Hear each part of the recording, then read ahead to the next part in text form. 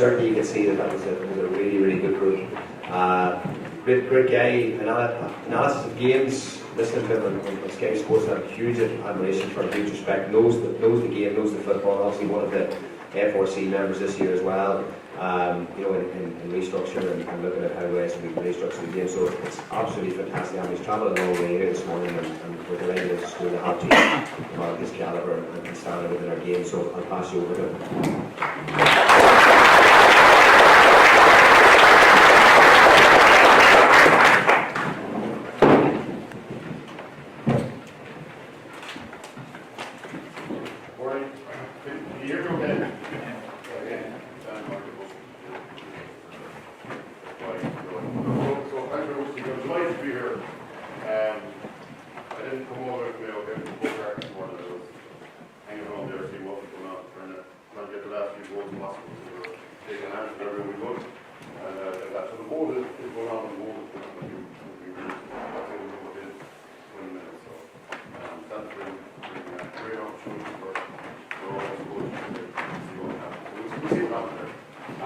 Delighted to be here. I'm not going to probably tell you anything that you don't already know. I think coaching in Ulster, per se, and we're both speaking about I think coaching in Ulster is way ahead of the newer I genuinely mean that. I think that is a curiosity in Ulster, or any people that I talk to Ulster, coaches, footballers, that are understand the game and learn all the time. And even the crowd that are here really shows that. What I'm going to try and do for the next 25, 30 minutes is maybe share some of the experiences I've had as a coach. The good, the bad, the ugly.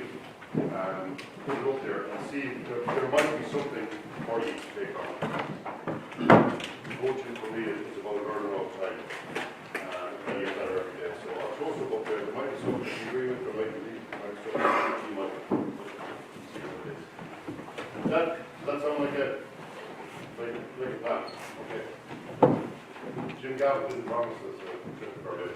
Oh yeah, I can't see it going through. I don't really change my agenda plan 6 or up. Maybe Leitrim might go on a big ball.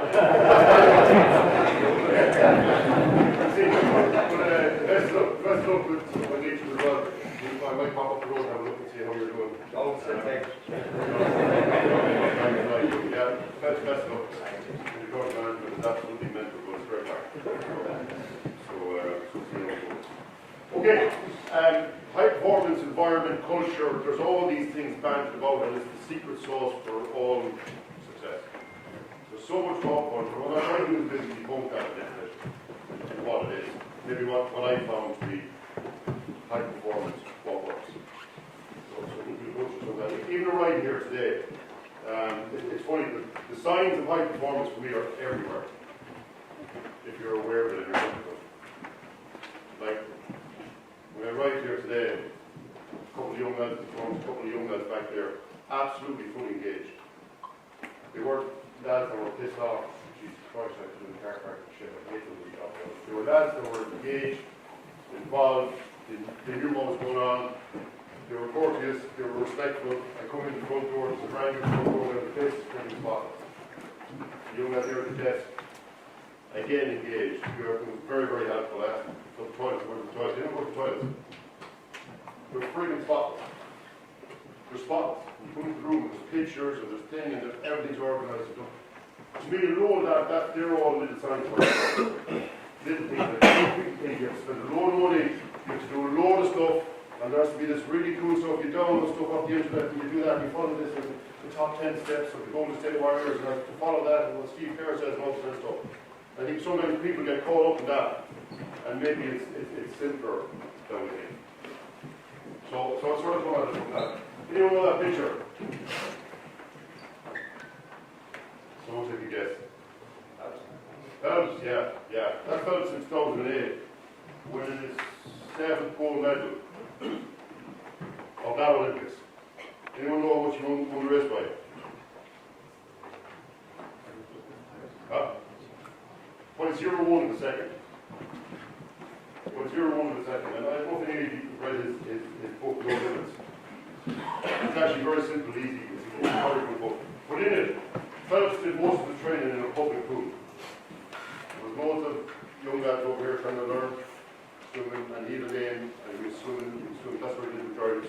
the end of the lane, he had a couple of free weights, where you do whatever length they get out, you do a few weights, and you do a few more lengths, and away you go. No huge fancy gym, no huge fancy equipment, nothing overly complicated.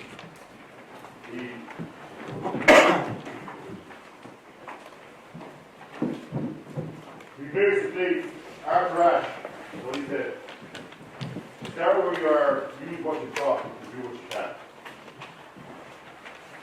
I think it's absolutely key. After Ash, first transfer to number 113. But I think that's so important. You know, a lot of coaches tend to look over what the other team are doing or what their thing is, and geez, they have way more resources than us, and they have way more money for our country quarter shots or our cover shots or whatever it is. There's all that kind of stuff. But it really is about, right, we're here, this is the team, this is the group, this is the clubhouse we've got, this is the pitch. Getting yourself sorted, getting your stuff together, and starting from there. And building it at the end, to talk about the foundation there, and building it. Biggest thing is philosophy. What's your coaching philosophy? How many people are here?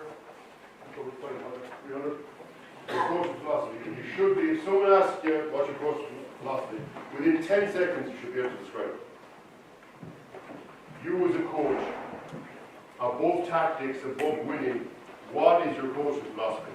Would you be able to say it? Would you be able to tell the fellow beside you in 10 seconds? Bang.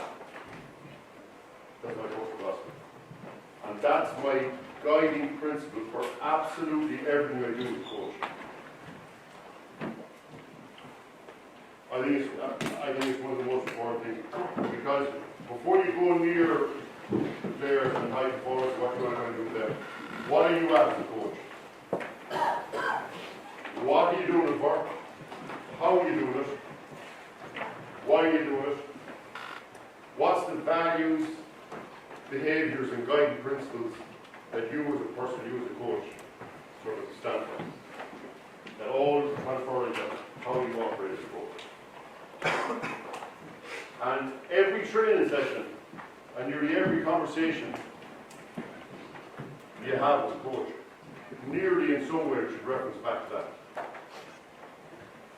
So, coaching philosophy, mine is basically developing and growing players and people. So, I think that simply, my coaching sessions, I do any conversation I have with the players about growing as people, players, and developing and doing everything I can. You want people to be put back to college, back to work education, at any ground level. The relationships, the transport, all that kind of stuff. Fellas that have never finished second school, all that kind of stuff. The most valuable people, getting that all sorted. So, any talk I have before a game or at a session is in some way linked back to my coaching philosophy of growth, development, supporting as people and players. So again, it's just something you should have it written down. And at any stage, at any time, if anyone asks you, it's off the top of your head, it's just nice and simple of what you have. And sometimes as coaches, maybe we veer a little bit. It depends on what's happening. Depends on where we are. So we've lost the first 3 league games. We're under the pressure. And we sort of, me as a coach, when I actually leave it, we show it out. And I went, no, can't do that, we're going defensive. I don't think we should go that against what you really think, or what you've been saying maybe pre-season. You're dead. What you're about, what you represent, what you truly believe is absolutely key in that philosophy. And just, again, maybe what Shane B as a manager, and coach, 2 guys, Christy Feeney and Vincent Kane, 2 guys who found towards the club where I grew up. They brought me from underage right through to about under 16. And I can't remember one thing they said to me about football. Not a friggin' clue. Not a clue. But it was the happiest times of my football career. It's only the football with Friday Cancer since actually many years ago. But I'd say it's coming up all the Vancouver lads I played with will be out at Christmas. And Christy Feeney will come up. And as soon as I hear his name, I can remember a place, the back of his golf car. It must be his friend. He wouldn't be on the road now, so 10 lads in. Drive back to Killawatt, back towards the Carson Mountains, and the fun and feeling that I had is unbelievable. I can still remember it as clear as day. Just that feeling of happy, no worries, whatever it was. He never went past a shop that he stopped every shop that I was in, and all those kinds of things. But he was just a fella that just, the way he treated us as young fellas, it just created just a really fun and enjoyable environment. And I brought him with Vince Kane. He used to be the first man to bring oranges to football matches in Balfour. We thought he was unbelievable, cutting edge. All he ever said is, have the most fun you can. Have the most fun you can. From that was going to drive right through. They've had a huge impact on me as a coach and as a person. Absolutely huge. John O'Mahony, I didn't play any underage play or I didn't play minor or 16 or anything like that. I went into the trial at number 21. John O'Mahony, who's in the past, an amazing man. But he came in and took over the 21 and basically talked to him. Anyone that was wrong, he brought him in. So I got called in. 4 or 5 6 times on the front cover. I went in. And straight away, Colin McMenamin was there. I don't remember any of these guys. They were used to play from there over here. Like, oh my God, this guy's amazing. All the coaches, I can't see him from there all the time. So, there was loads there. There was nine seniors. Huge things. John O'Mahony was street. As soon as they walked in, he didn't know who I was, madam. We came straight over, shook hands, and talked, and said hello, whatever. There was a couple of helpers. He had a load of retired fellas. 60 ago, he had wrong that mentioned was talking to make sure that we were okay. Just the way he treated everyone equally, fairly, no favourites, no nothing. And I just thought I just felt included, felt respected, felt engaged. I was asked for my opinion. I've always had strong opinions of football and how it should be played, even though I never played for real. But I talked through them. And he was fine, and he followed some of the sessions. So here was this guy, very famous manager, talking to a guy that he didn't know anything about. They hadn't played like a goal or Jesus Christ. And the commitment and engagement I gave that fellow was everything I had. Absolutely everything I had. So just again, the impact that when we're talking about environment, we're talking about behaviours, and we're talking about everything else, just an amazing guy. And then on the flip side of that, I have a daughter, she's 23 now. Her last game for her school.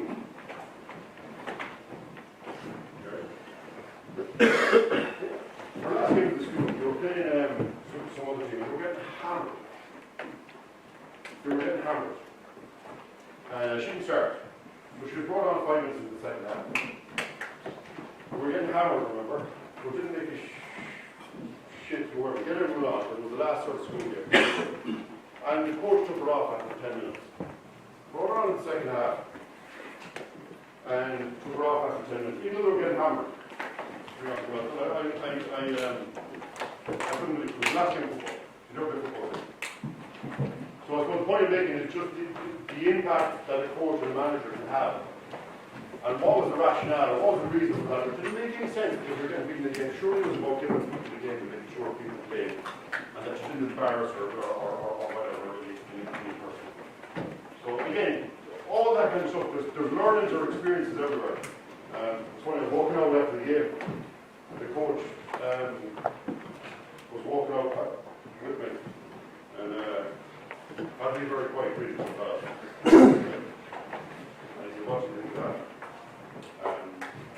It's the only time I'd say I've never said anything on the sideline.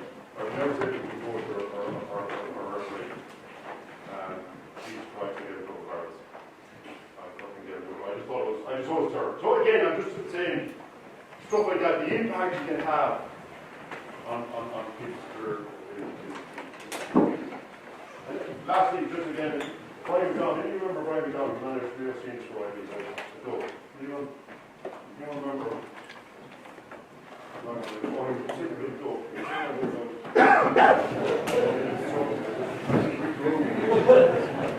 But again, you were second year on the football. I made the first with John Brian McDonald was in the second year. Remember he got ran down the rail as he was pushing cars. You remember that? Completely unfair, though. That's where they were gone. He was as abstract a coach as you get. He was sort of cheeky, quick-witted, smart, didn't put up with the old, TJ and Willie Joe, or again, I don't know if you know any of these lads or all that. And they had their way of doing things. And it was all sort of quiet stuff the way they easily came in and he put you and didn't give a shit. And I thought, that's really important as well. That's key. His confidence in his belief in himself. It didn't matter what the set norms were, or all his personal practice. This is the way he was going to do it. Again, huge sort of no end to disaster for him. Because he sort of pissed off the other eye, they all did it and went there. But again, learning is everything. So again, who's your influences? Who do you admire? Why do you admire them? How do they operate? What's their behaviours? How do they do it? What's their body language like? All that kind of stuff is absolutely huge. So what's the number way? Again, as a coach, what's your interaction with the players? You involve them. You ask their opinion. What is it they want? That's what I say. What does the kids want? We go to play football. What is it they want? Have fun. It's absolutely critical. That's all many lads want to do. Kieran was here, absolutely brilliant there. All they want to do is go kick ball. It's all they want to do. Play football. Before training, you see those person throwing solo on their non-dominant foot and messing around with it. That's all people want to do. You want to have fun. You want to feel safe. Psychologically safe. So they should be able to be themselves and ask a question. What's the perspective on it? And ask a question. So you create an environment where players can ask a question without them being worried about, if it's a tough question of you as a coach, players should be able to ask it. And it might hurt your feelings, and it might,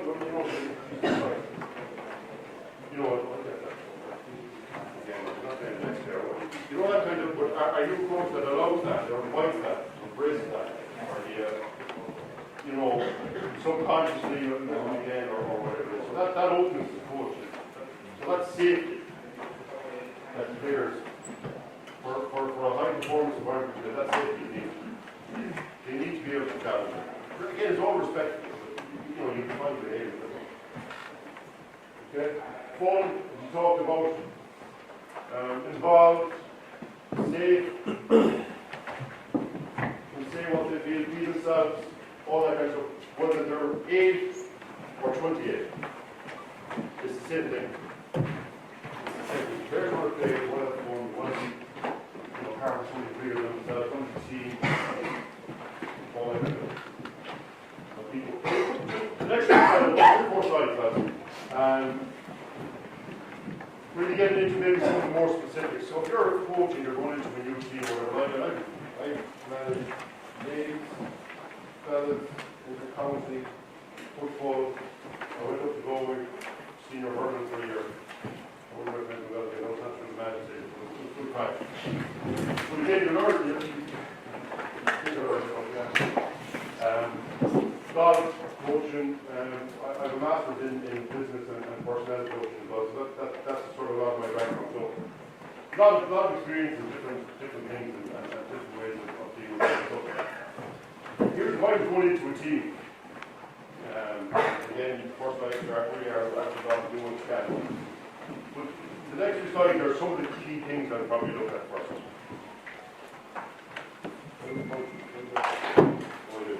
So identity is absolutely huge. Again, everyone's prepared a team, something bigger than themselves. Belonging. Belonging is probably the biggest need that we have as a species. Belonging to something. People want to belong. They want to be involved. Can you give me an example of a team that has a really strong identity? All Blacks. Who said that? Absolutely. I'm going to leave the All Blacks there because everyone thinks says the All Blacks, even the shade and all that kind of stuff. But you're 100% right. Was there any team, any football team? There's a strong identity. What's that? What's their identity? What is it? 3-4-3. Go on, what formations? Go on, what did Broken within. Yeah, I know you get it, yeah. For me, the one that jumps out is again, this is high risk. Liverpool. We're okay with saying Liverpool now?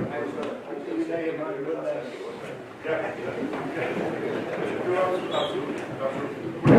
You know what, when we've got with our intensities or our sort of straight away when I get Liverpool, from Mo Salah to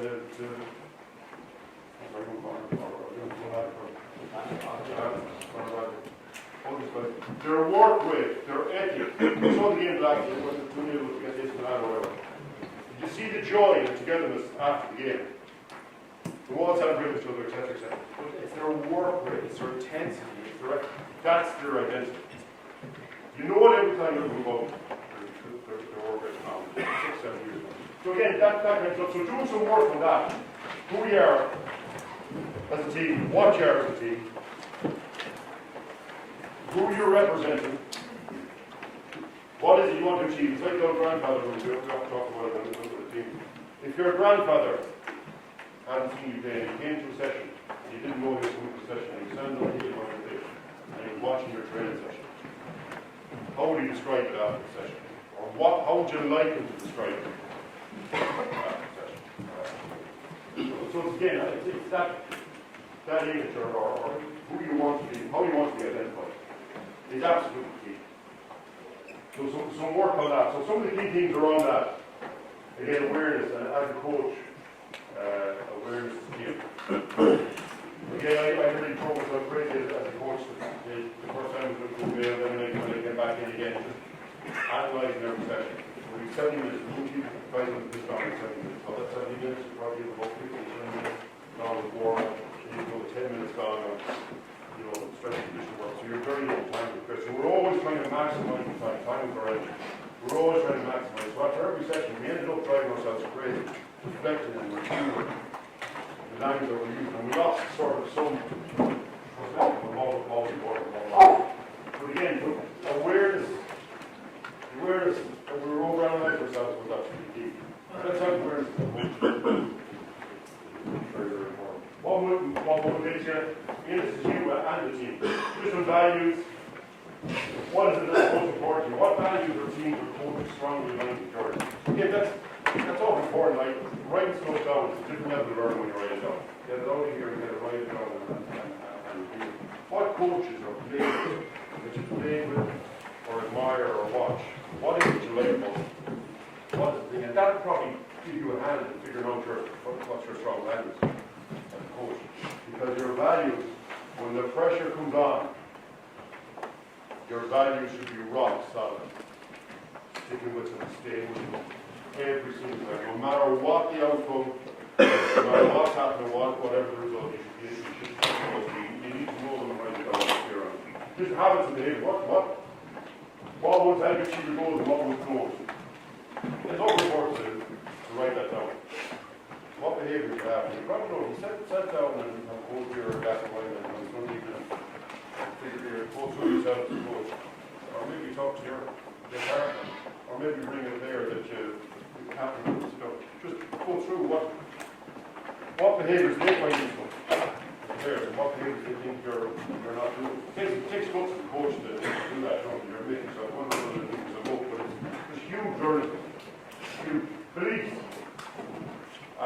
system, again, is very important because most of the time we're completely and utterly flawed. We catastrophize, we overthink, we black and white thinking, we're worried about what other people are thinking about us, so we do something else as a result, and the majority is all flawed. It's all flawed things. So again, it's always a good question. What's the proof? What's the evidence? You know, as a management team, what's the evidence of that? When did that happen? When did we do that or not do that? And just bring a logic to what you're doing as a group and as a team. And again, control your emotions. The one for me is the ESC, the expectation, scrutiny, consequence. The other thing, pressure pretty much comes from all those. Those three categories. Pressure comes from that. And just what that pressure does as a management team. You know, as a management team, you might say, right, we're going to be calm and composed, and our body language prepares when they look over, they're going to see exactly what we need to see, strong, strength, and all that kind of stuff. Probably have loads of that conversation. Put it on the sideline, all of that. And then as soon as it's a shout decision against you, or they're dropping the ball twice in a row or something, they're roaring and shouting and all that kind of stuff. So how do you with the, you know, if you're saying something, we're going to be calm today, and we're going to be controlled, and all this kind of stuff, and then the first sort of crisis that comes to your own place. There's no trust. Over time there'll be no trust in that group. You can't fight performance. You're saying one thing, you're doing it all, say do that. It's usually pretty significant. So again, being aware of that, analyzing that, talking about that as a group, figure that out, you know what, you're jumping too much. Listen, get a bit of an overreading technique there, whatever it is. You know, just work on it maybe every time there's a decision against us. Well, whatever, you know, small stuff like that, that's important in a high performance environment to try and build trust. How are you doing? You still doing it?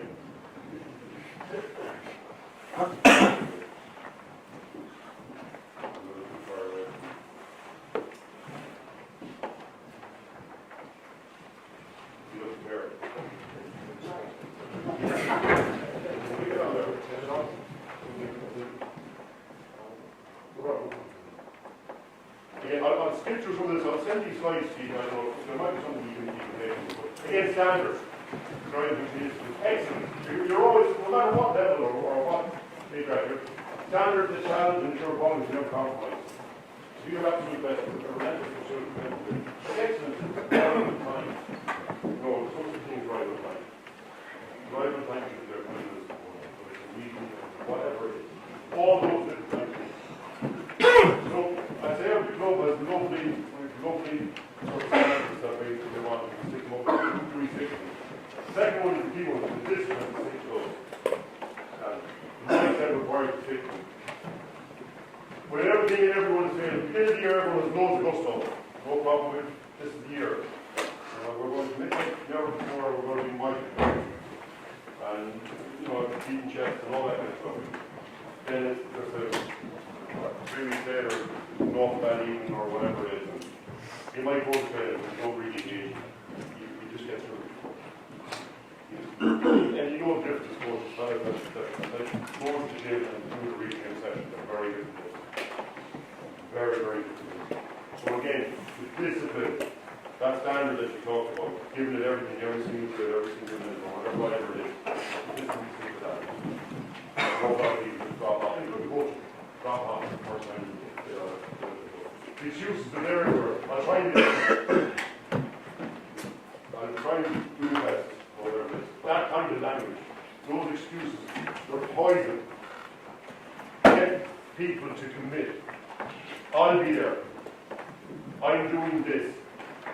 Or whatever it is. Again, it's all small stuff. That's why performance is all this small. And the signs are everywhere to watch out for. But I'll see what you do. I'm not sure if I can be a trainer, you know, the next, you know, be a trainer. You know, if there's a genuine reason it can't be there, fine. What you do, so how are you going to catch up those points? What I'm going to do is this. I'm going to get pitched at 6 a.m. and for 40 minutes on, I put that training, whatever. So again, committing. Not, you know, it's, again, no high performance, not when that's going on. The test, sacrifice, things over important. around the other. But again, at the high level of worry, it's very, very high level. So they identify what the job scope is. And that if you're trying to do it at 20, it'll probably mean you can't do this, this, and this. You know, write it down. You know, sometimes as a management team you get caught out because, you know, there's people, you know, that's 21st on the day before the game or whatever it is. You know, it becomes an issue if you don't address it. Write them down at the beginning of the season. Talk about it. Look, what we'll do is, this is what we'll do. There's going to be sacrifices. There's going to be tests. But if there's anything that you need to go to from a family point of view, you need to let us know a week in advance and we'll work through it and see what we'll do. So identify where the challenges will be. And right through them. Don't sort of ignore them and oh, geez, I hope that doesn't come up. We'll get away with it. Put out front. Here's what we've done that bit. And every day, this is a huge one for me. Every single session, every ball is key. The difference between, and again, as I said there, fellas don't go to the gym.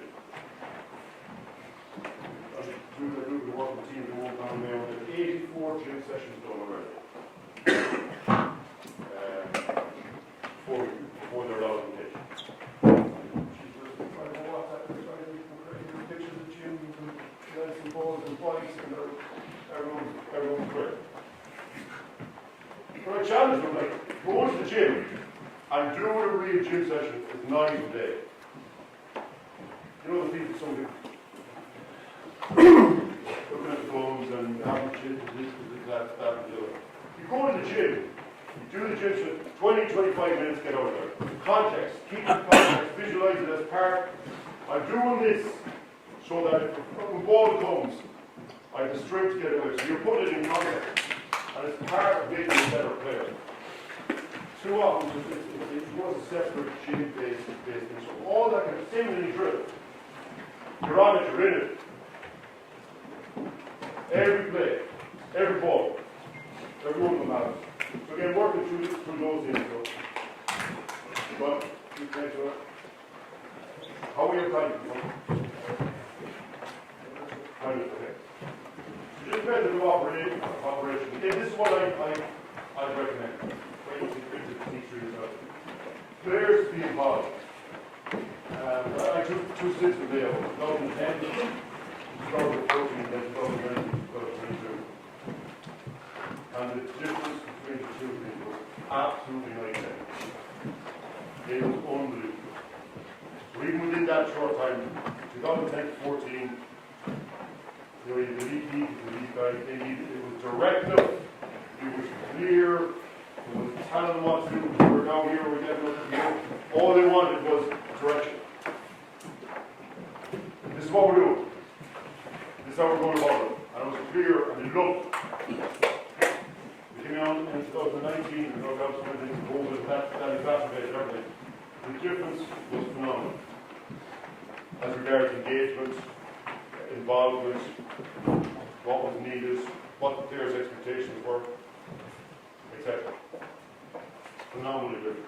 And it's changing every year. Like if you stay as a coach the way you were then, if you stay there, you're dead. You're dead. Need to evolve, read the room, what's needed, what can I have the best, all that kind of stuff. So it changes. It changes. So again, just be aware of that. Really not the time for it. But to read it, and you should know, you know your players, and you're working with your players, you should know exactly what they need and what they need. So that engagement to me is be curious, and that's what I said at the beginning there, I know it's pointed. Any person you talk to them, genuine interest in the game and developing the game, it stands out for me. So be curious, challenging, question, innovation, all those things. How can we get a bit better? What can we do? All that. That's what I expect from you guys. You mentioned very early on players going to the idea and kick out the tackle. Like new rules. The first thing I do is I sit down and I get some of the senior experienced guys of the team that I was with. Lads, here's the rules. I think we can be very positive in attacking the team. How will we go about the 3v3? How will we best set up? So you give an idea of the way you want to play. We can work with them then. Again, say, take Adrian Shepherd. Take Adrian on these guys. They've been involved for years. They have hundreds and hundreds and hundreds, hundreds of years of top-level intercounty experience in the dressing room. That's dressing room with that have played every single team the possible high-level team. Imagine not using that knowledge. Imagine not using the players' knowledge. You'd be absolutely crazy. You'd be crazy, man. So yeah, you have a method and you have a map of how you want to play. But get the players, particularly if you root them. Let's say they're or Belos. Brilliant.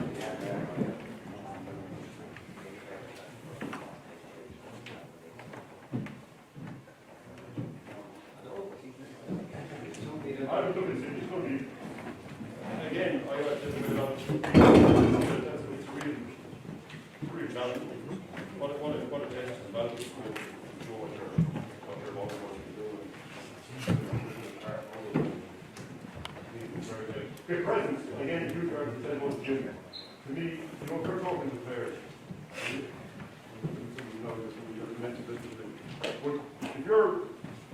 If you're talking to players, amount of time, let me say another, amount of time I talk to players, and thinking about it, anything I ever time I talk to players, and I've written out and gone through certain times, and hundreds and hundreds of posts back. Everything I ever said was there. If I'm talking to players, and I'm looking at them, and they're not engaged, they're absolutely wasting time. Cut. Saving, drill, session, cut, change, adapt, try and get something. You need to engage. If not engaged, not learning, not growing, not just nothing. You might run through your session as a coach and feel great about it after, but they learn nothing. They need to be with you. You need to connect with them. Again, just target communicate. What is it he said as a group? Very quickly, how you communicate. There's only connection piece. Everyone wants to be part of something bigger than themselves. That's what I'm doing. The power that comes with that, if you can connect this that and harness that, the power is unbelievable. That comes with that. And it takes on its own course. You know, you can feed that.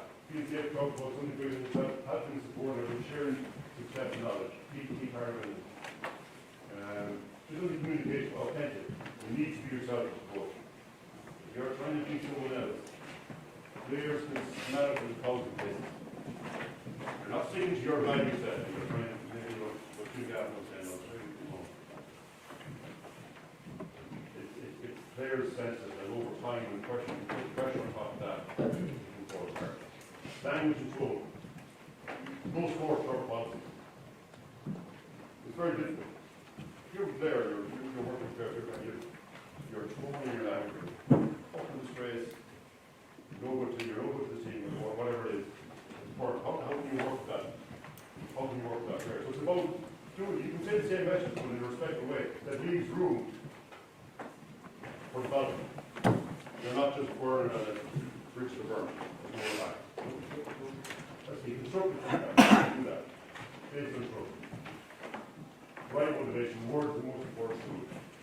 Absolutely. I think of one more slide.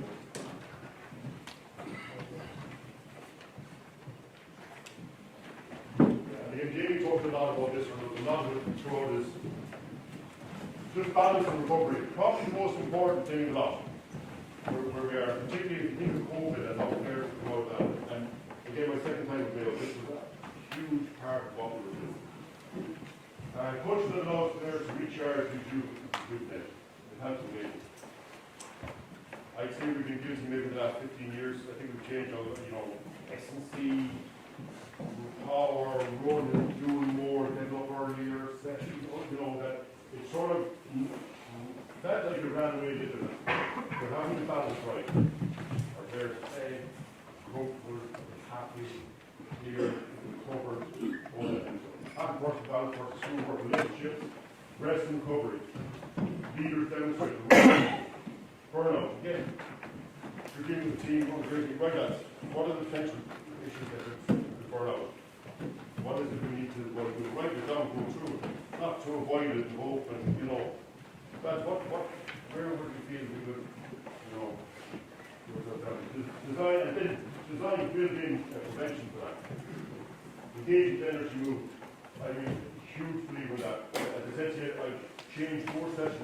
we have a conference call, 24 hours for every session, we go through everyone's role, and things, timings and everything else, all that kind of stuff.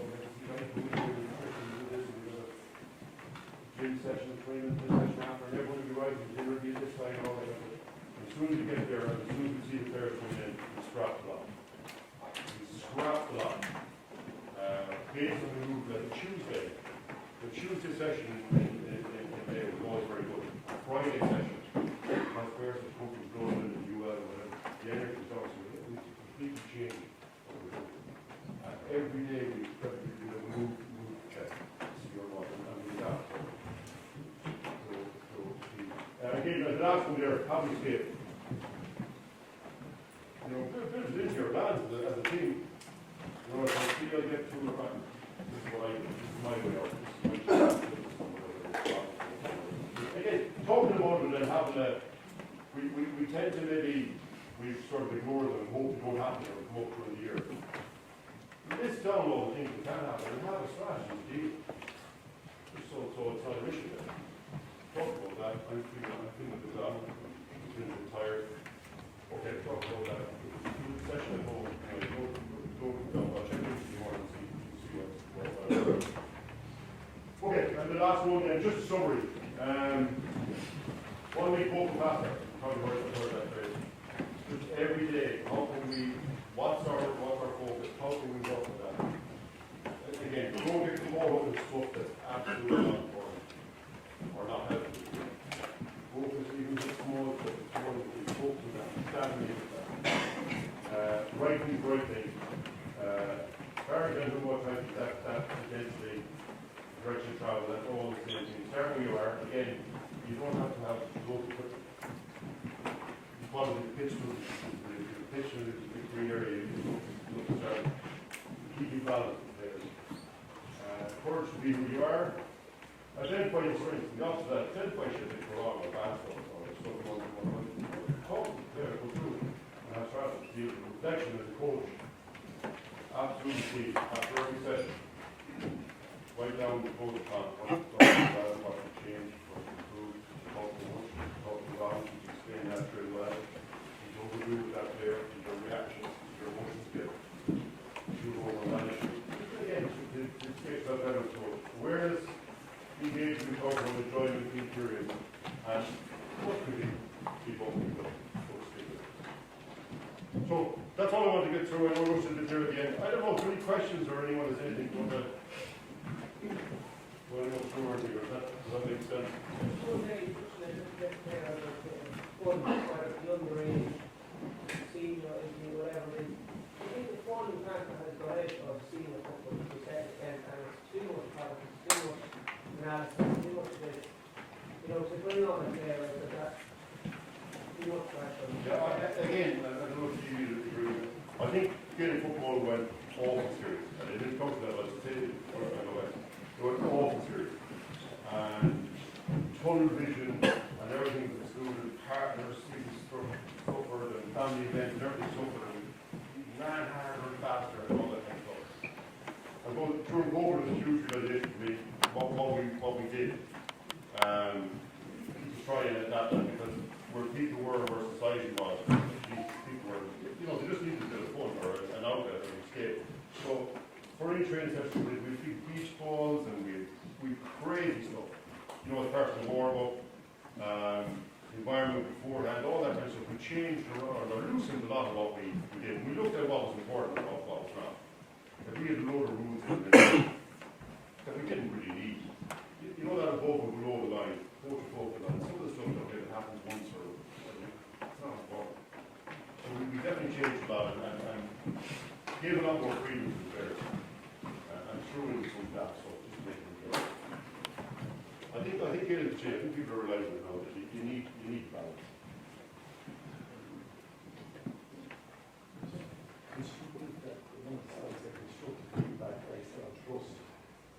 Where is that from? Yeah, so feedback is absolutely key. So the environment is both ways. The players have to feel they can give you feedback. The only way they can give you feedback is the environment of trust. can't be feedback. If they won't give you feedback, it seems that there might be a consequence to them giving you feedback. That takes no problem for you to coach create that environment. And so if someone does give you feedback and you don't like it, then of course a lot of feedback is going on. But if you said you're trying to create an environment where feedback is, the learning to a competitive advantage for us, because no one else will feedback well. And we do better than anyone, we'll use it. So if you say that as a coach, you have to stick by it. And take your body language and everything, you're responsible, has to absorb that, and you go and learn from it. And then the players need to see that you're taking that feedback on board. So that psychological safety is absolutely key, and it takes an awful lot of career. Every year I was put a dance for 3 days, and that's good. I don't count it over. And their ratio of feedback is 10 to 1. So 10 positives to 1 negative. Not negative, negative is not a word, constructive. So, translation on the employees. If they see someone, again, saw someone who's excellent, well done. Brilliant. That will make it up. Do you know what I mean? So feedback isn't all this negative. It's not that. Feedback is you get a ratio now, but that all helps the environment. Just to do with the different factors, obviously now there's the coaching, there's the management, there's the life coaching. How does the team manage all that? How does the team manage all that? There's so many different factors to look at, whether it's students in for that education, maybe lads having small families, starting all that. There's the coaching side of it, there's management from the physical point of view. How do you best structure all that? Yeah. It's challenging. You see a lot of, say again, it's confidence. There's a lot of teams or management people that are very big now. To try and be, I think they're way too big. The biggest trouble I've had in county, I hope there's one over here, with a quick scan. The biggest trouble I've had is probably back with me. Two things. So I brought in people and experts and bits and pieces, but they wouldn't understand maybe the male culture or the male way and their motivations, and rightly so, were to develop themselves, to grow themselves. So there was a clash there all the time, and it didn't work. We knew we needed psychologists, we needed life coach, all that kind of stuff, but it didn't work. So it took a while to get it to go up with it. You need to get an expert and someone with the right motivation for it. So if you're talking about the coming home for the first time, they're developing relationships, and finding out who they are. Mom and dad at home might be upset because they're gone, or what. There's so much going on in that first time that if you want them to come and give you everything, you have to help them with that. Or there has to be a contact. Maybe it's not someone directly in the management team, but you have a link or a network with someone that goes over there. That if ever you need it, it's there. And we bring them along once a month to a clinic or whatever, or a workshop, and you can drop in. It's all confidential. So you give them that option. But I do think we've gone, like we're bigger than, a lot of international evenings are way bigger than professional soccer. Way bigger. And so then you go to the more coach or manager trying to manage the background team. So 22 of them, and 30 players. It's mad, it starts to get us so point. You need to deal with players. So what I do know is that moving to smaller, I have 10 people, maybe four directly, and then the medical around that or whatever. And then would have experts that if players need or you feel you need, you can bring them in or you can send the players out. So that type of model is where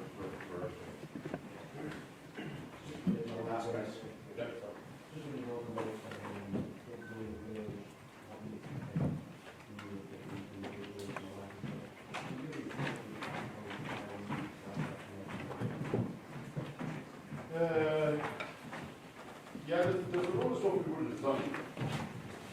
The stuff that's behind the scenes design as well. So everyone in the management team, we knew the players, we knew all their sisters, brothers' names, their nieces and nephews.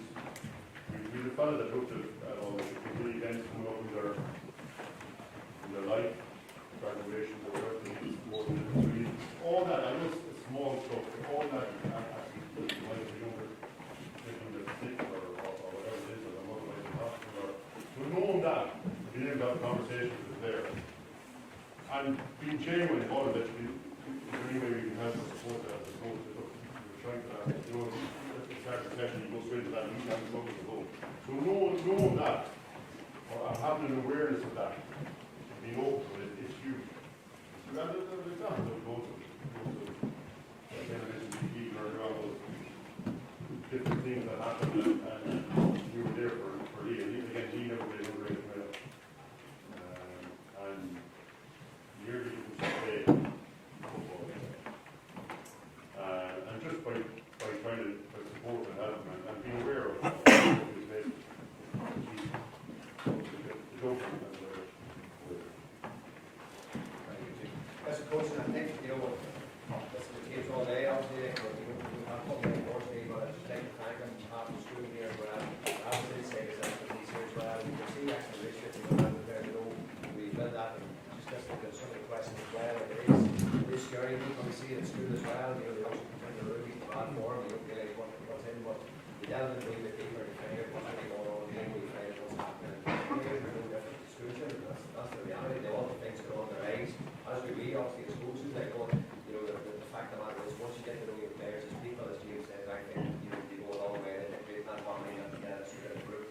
But look, on behalf of staff of the school, I'd like to give a right of applause.